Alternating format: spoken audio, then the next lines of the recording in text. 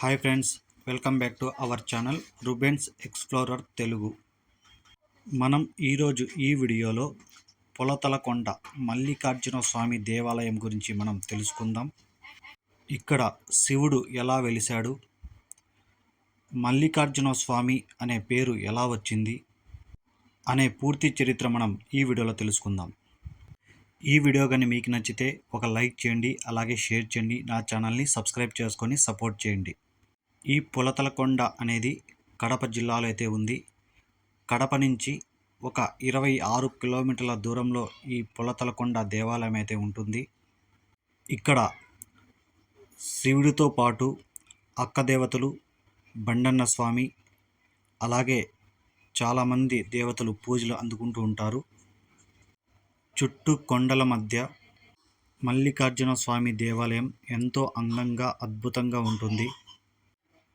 శేషాచల అడవుల్లో పాలకొండల్లో అయితే ఈ పొలతలకొండ అయితే ఉంది.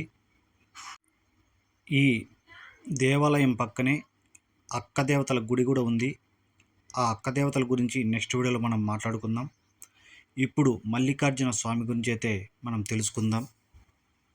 ఇక్కడ పూర్వం గోవులు కాసే రామయ్య ఈ గుడి అయితే కట్టించారు. ఆ గోవులలో ఒక గోవు ప్రతిరోజు తప్పించుకొని పోయి ఒకరికి పాలు ఇస్తూ ఉంటుంది. కొన్నిసార్లు చూస్తారు, పట్టించుకోరు. అదే పనిగా అక్కడికి వెళ్తూ ఉంటే ఆ రామయ్యకి అనుమానం వచ్చి ఒకసారి పోయి చూస్తాడు. అక్కడ ఒక ఆవు తన పాలు ఆ భూమి మీద పోస్తూ ఉంటుంది. అది గమనించిన వాళ్ళు అక్కడ పోయి చూస్తారు. తవ్వి చూస్తే ఒక రాయిలాగా కనిపిస్తుంది. మళ్ళీ కొంచెం లోతుకి తవ్వితే శివలింగం బయటపడుతుంది. అక్కడే ఈ గుడి కట్టారని స్థానికులు అంటారు.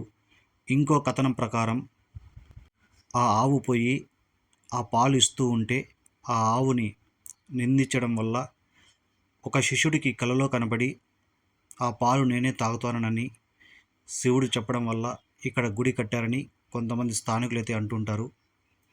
ఇక్కడ ఉన్న శివలింగం స్వయంభూ వెలిసినది, ఎవరు పెట్టింది కాదని ఇక్కడ ఉన్న భక్తుల నమ్మకం.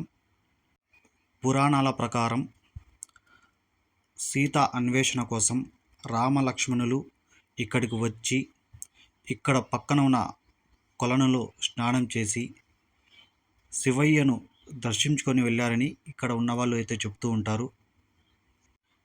ఇక్కడ ఉన్న శివయ్యకి మల్లికార్జున స్వామి అనే పేరు ఎలా వచ్చిందంటే, పాండవుల వనవాసంలో అర్జునుడు ఇక్కడికి వచ్చి ఆ శివలింగానికి మల్లెపూలతో పూజలు చేశాడని, అప్పటి నుంచి మల్లికార్జున స్వామి అని ఈ శివలింగాన్ని అంటారని ఇక్కడ స్థానికులైతే చెబుతూ ఉంటారు.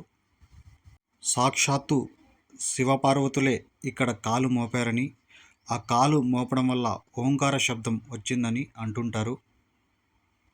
ఈ కొండ పులితలలాగా ఉంటుందని దీనికి పులితల అనేవాళ్ళు. కాలక్రమేణా ప్రకారం తర్వాత పొలతలగా మారింది. ఈ కొండల్లో మునులు, మహర్షులు తపస్సు చేశారని అంటారు. ఇక్కడ చుట్టుపక్కల ఉన్న ప్రజలు పూర్వం ఇక్కడ భూతాలు బేతాలు ఉండడం వల్ల ఆ మల్లికార్జున స్వామిని వాళ్ళ బాధలు చెప్పుకోవడం వల్ల ఇక్కడ అక్కదేవతలని శివుడే సృష్టించాడని స్థానికులు చెప్పే విషయం. అక్కదేవతల గురించి నెక్స్ట్ వీడియోలో మనం మాట్లాడుకుందాం. ఇక్కడ మహాశివరాత్రికి కార్తీక మాసంలో లక్షలాది మంది భక్తులైతే వస్తుంటారు. ఒక ఆంధ్రప్రదేశ్ నుంచే కాదు, పక్క రాష్ట్రాల నుంచి కూడా, కర్ణాటక, తమిళనాడు, తెలంగాణ ఇక్కడి నుంచి కూడా లక్షలాది మంది జనాలు అయితే వస్తుంటారు. మహాశివరాత్రి రోజు అయితే ఇసుక వేస్తే పడనంత జనాలు అయితే వస్తుంటారు.